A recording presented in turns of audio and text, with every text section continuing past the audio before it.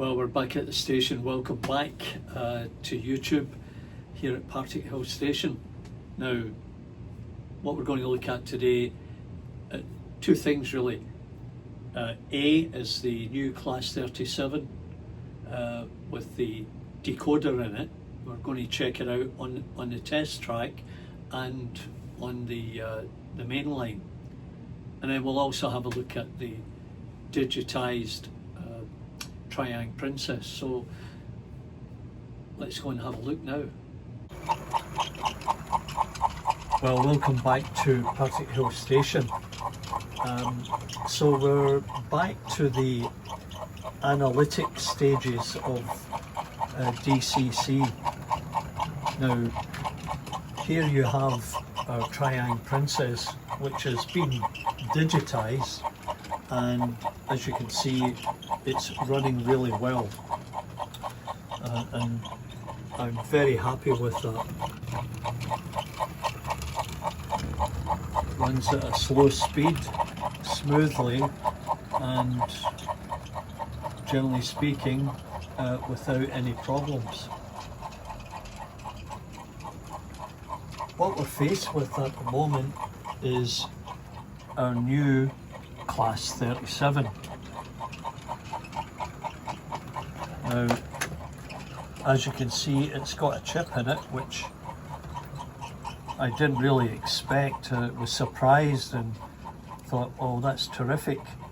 Now, in this particular case, this appears to be an earlier Hornby decoder, an R599. Now, I'm not really sure.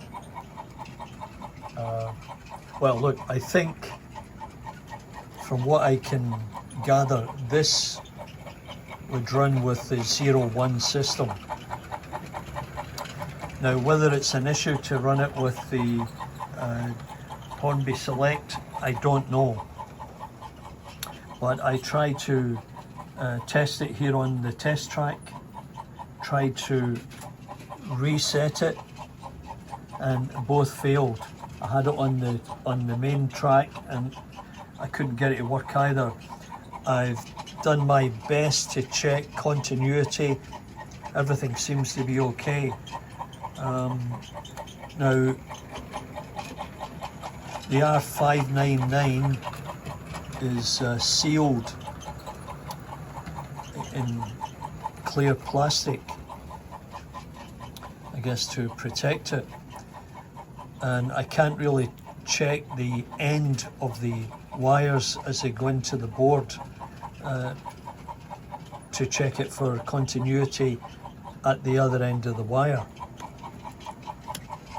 So I'm not really sure what the solution is, and I've searched all over the internet in reference to R599 and the Hornby Select, and haven't come up with a solution. There are many recommendations which I've tried without any successful outcome.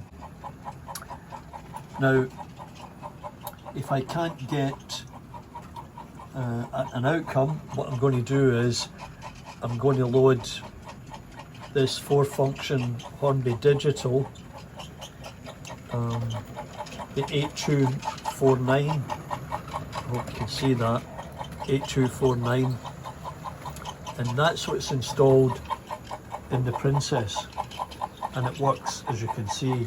So it's kind of the proof is in the pudding.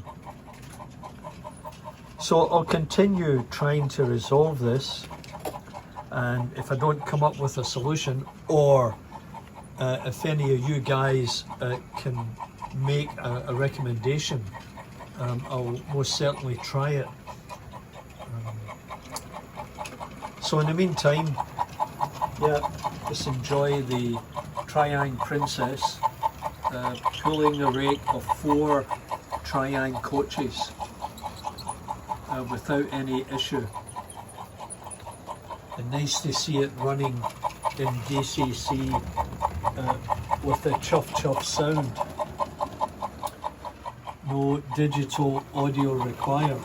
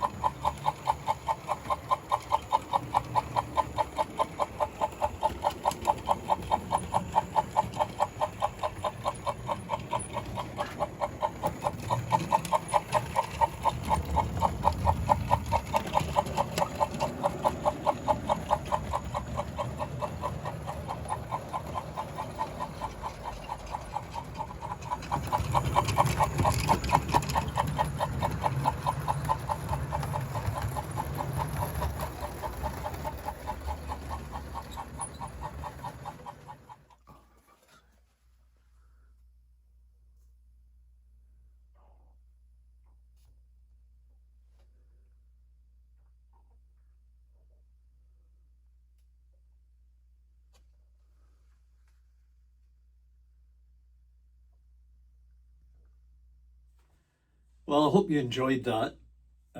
It's always interesting to find something and see if it works.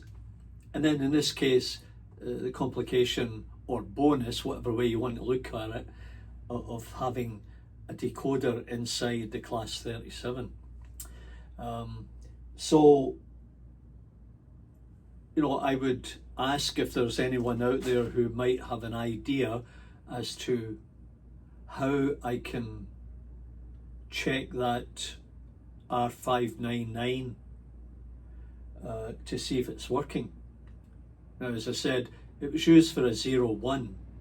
I'm not sure if it's compatible with the Hornby Select, or it might just be a dud, and the seller couldn't tell me because he got it on consignment, I guess.